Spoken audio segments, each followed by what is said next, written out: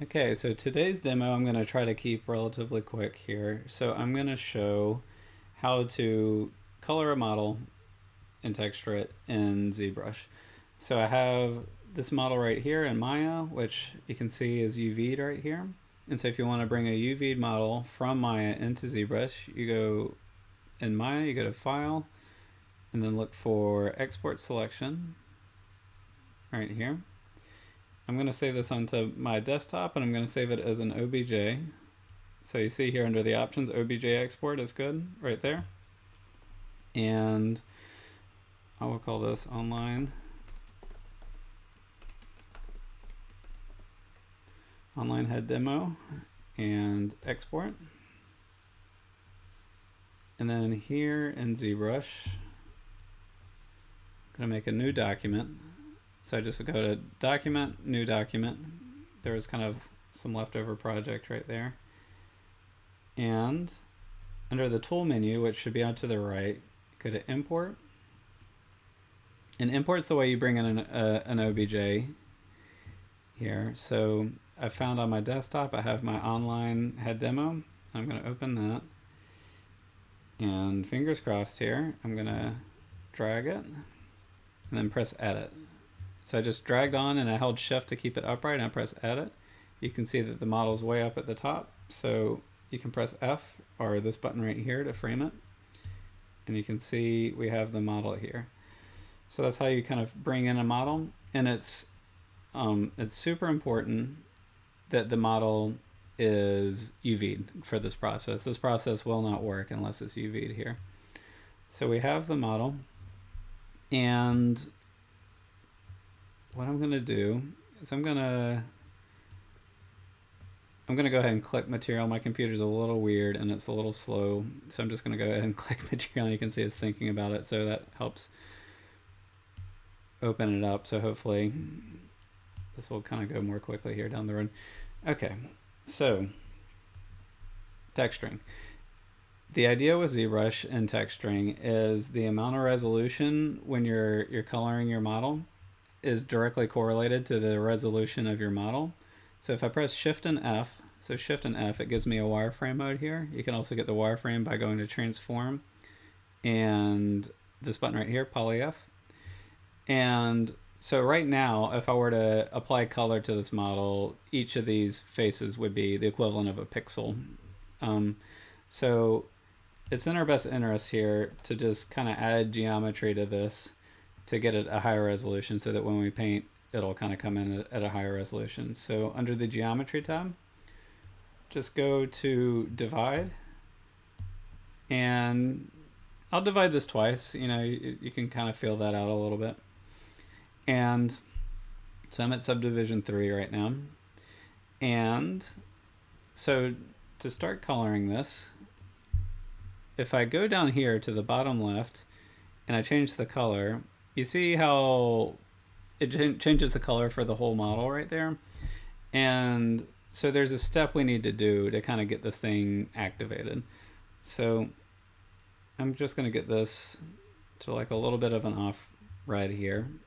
And the first thing that you need to do is you need to go to Color and then Fill Object. So I'm going to leave that up for a second. So it's Color and Fill Object. And essentially what that's going to do is it's just going to ready your model for painting here. It's a little bit of a unintuitive step. You know, it'd be hard to figure this out on one's own without someone telling you. And that's kind of the way ZBrush works, unfortunately. But color and then fill object. So I'm going to click that. And now when I change the color, you notice how the color of the model doesn't change anymore. And so that's step 1. Step 2 is right now, if you look in the top, we're in Z add. So if I sculpt on this thing, it's going to sculpt. So I don't want to sculpt on this. I just want to do color for this demonstration. So I'm going to turn off Z add right there. And then I'm going to turn on, and under this color settings over here, I'm going to click on RGB. And so now when I draw, you see I changed my color to white right there. So now it's painting white. Just to demonstrate what I was saying before about the resolution, I'm going to take under geometry, I'm going to take the subdivision down, and I'm going to paint here. So I'm just painting, And then I'm going to remember right here I painted at the high resolution, right here I painted at the low resolution. So I'm going to bring this back and you can kind of see the difference there. Remember, so I painted this at the high resolution right there at subdivision 3, and I painted this at subdivision 1, and you can see where I painted in subdivision 1 is pixelated and where I painted in subdivision 3 is a higher resolution right there. So it's a good idea just to kind of move this to a high resolution just from the beginning when you start doing the color. So we can choose different colors right here using the color wheel right there. If you notice up here, we have the RGB intensity, which works a lot like the Z intensity when you're sculpting. So right now, RGB intensity is at 100. So when I paint, it comes in at 100% opacity. I change my color to black here, and I'm going to change my RGB intensity down to 24. And now when I paint, I can kind of get a little more of a, you know, translucent paint there. And the harder I press, I'm using a tablet right now, so the harder I press, the harder the brush stroke will come in. So that's kind of the main tool right there for painting in ZBrush. We have our main color here, and then you have your secondary color right there. So if you're painting and you like to have kind of two colors loaded, kind of the same way you would in Photoshop here, you can select the secondary color, and I'll set this to be a magenta so we can kind of see the difference. So when I click normally, it paints red, and then when I click option, it gives me my alternate color right there. So that can just kind of help you work quickly right there, kind of knowing that that alternate color is there, so you don't have to just do this color picker every single time while you're working. You can kind of load up two colors and kind of get to work there. One other fun thing here is remember sculpting in ZBrush, when you hold shift, it smooths your sculpt, and the same thing's true here with painting. But notice when I hold shift, that Z add comes up, and so if I try to smooth this paint right now, it'll also smooth my model, which I don't want. So I'll just hold shift, and I'm just going to turn off Z add for the shift function right here, and I'll hold shift and I'll paint here, and you can see here I'm going to paint along the line, and you can see you can kind of blur your painting up here. So I had it kind of black before, and you see I was able to kind of blend the black and the red right there, and so that can be really helpful right there. So just remember the shift button is there for you, but when you use the shift button, just be sure to turn off Z add, or else it'll start to change your sculpt. So that's kind of the main brush, the standard brush right there.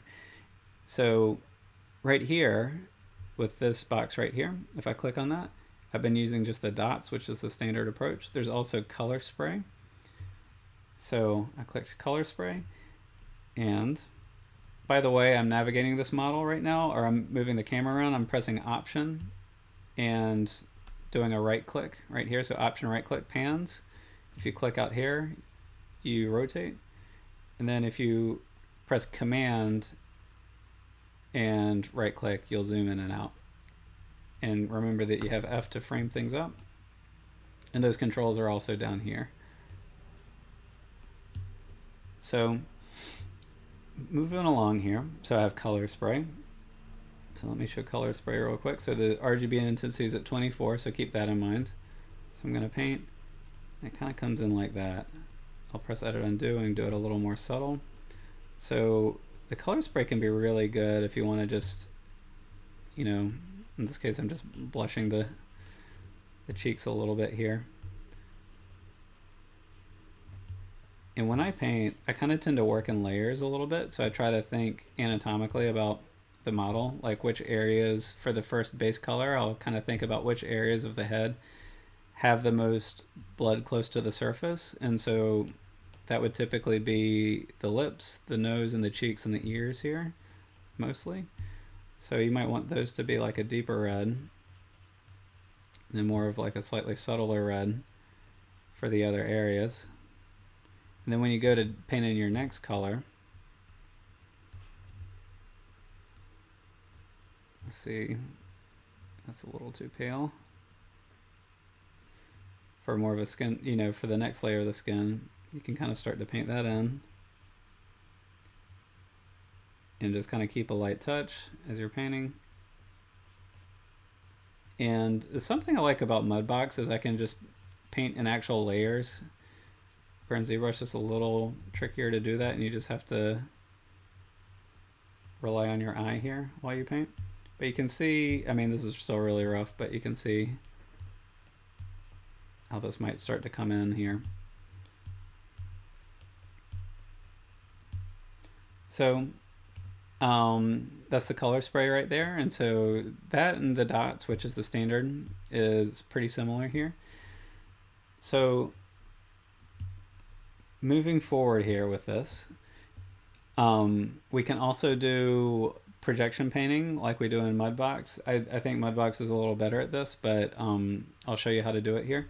So when you're working in ZBrush, we have this texture box right here, and we can load some stock textures here, or you can import your own texture right there. So you can import any kind of JPEG or anything like that that you have on your computer. This menu right here is also kind of the same menu is right here, just obviously a lot more controls here. So if you go up to the top and you press texture, you can find the texture that you have loaded here, and you have a bunch of other controls right here. So just kind of bookmark that mentally if you can, that's up there. So because that'll kind of come later when we export it. It's a little weird. It's hard to explain, but I'm going to do my best here. So to do the projection map, I'm going to click a texture, and here instead of importing a texture, I'm just going to load one up, a stock one. And instead of dots, well, if I do dots, I need to turn my Rgb intensity up here. If I do dots, it just drags the photo and repeats it, which isn't very helpful. So I'll click here and do drag rectangular. So that second option under this stroke here. And so when I click and drag, you see here it brings the texture up. And notice that the texture that loads on is still not very high resolution there. So that means I might need to step this thing up one more time to get a higher resolution. So I'll do that again, and I can kind of change the angle depending on how I move my cursor here. But I'll just let this one go. So you can kind of see a comparison. I mean, it's not a massive improvement here, I guess, but it is, you can tell it is an improvement from the slightly higher resolution version and the lower resolution there. So you can kind of bring in skin texture this way, or photographs of eyes and things like that, and try to line it up. Again, it's a little harder to line up in ZBrush than it is in Mudbox, but if you have more of a uniform tileable texture or something like that, or just like a up close photo of skin, you can just kind of drag it one at a time just to kind of get it on there subtly. And so that's kind of how you projection paint, or that's the technique for projection painting. Obviously this isn't like a finished example right here that I provided. So when you're done with it, with the projection painting, just be sure under this texture button right here just to click on it right here, and then just go to texture off, just to kind of get that thing off there. And that'll become clear in a moment. And when you have this thing painted, I recommend that you save your work. And so just go up here to the top bar and go to File, Save As, and save this as a ZPR. And I'll just call this Online Demo ZPR. And just in case this thing crashes on me or anything like that.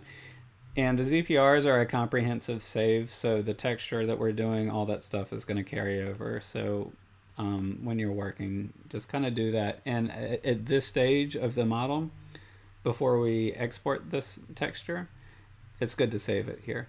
So when you save, notice that my model disappeared. That might happen on some of your computers. Just click right here and it'll come back just on the canvas right there. So let's pretend for a moment that this texture is finished and we're feeling good about it and you want to export it. So on this tab to the right here, where we have the toolbar, I'm going to drag down, and first there's a couple step process to this, and it's a little unintuitive, but hopefully you can refer back to this video just for reminders on it. So first step, go to this UV map tab here. So on the right below the tool menu, go to UV map, and then here you can see by default, oops, my computer's running a little slow. By default, it's set at 2048 by 2048. So if that's the resolution that you want your map to come out, then great. I might recommend, especially if you're doing like a full body character, just to do 4096. And when you're working in Maya later on, if the 4096 map is too big, then just open it in Photoshop and bring it down to 2048, and it'll work quicker for you. It's much easier to downres something than to upres something, right?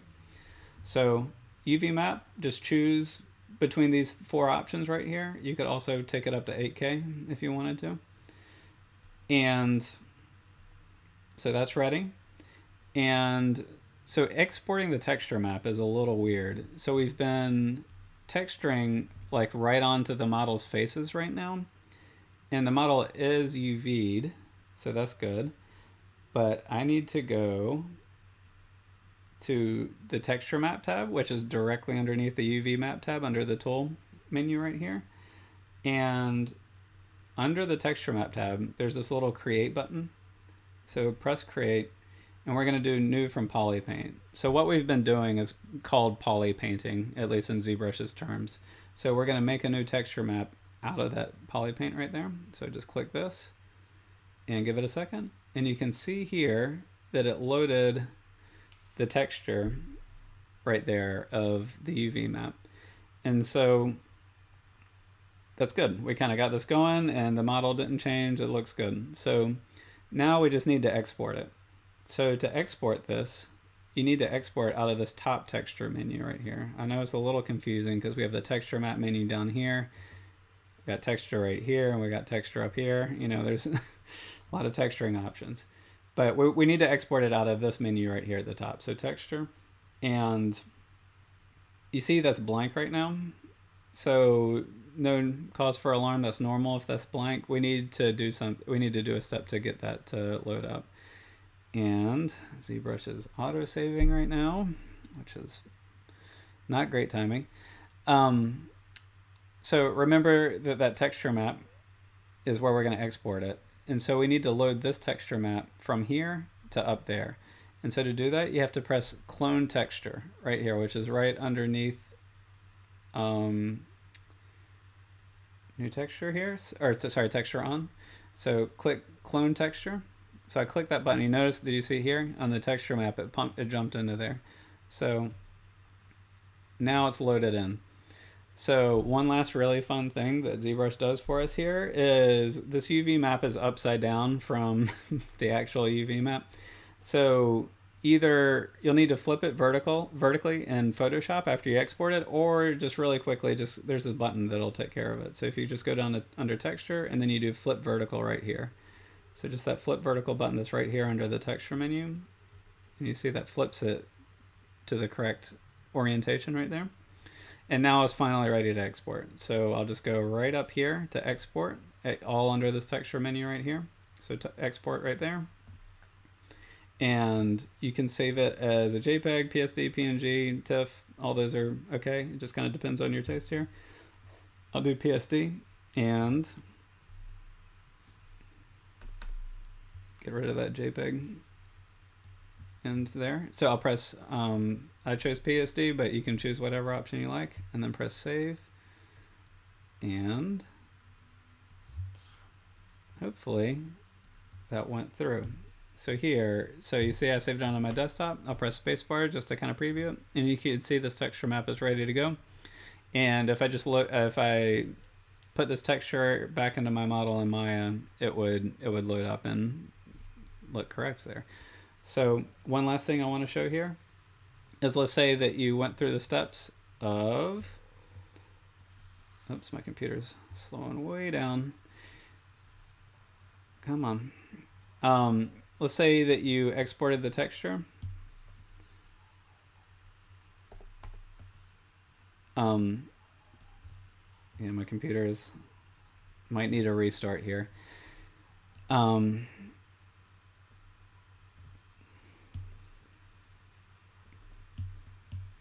Let's see what magic I can do. Yeah, Zbrush locked up on me. That's fun.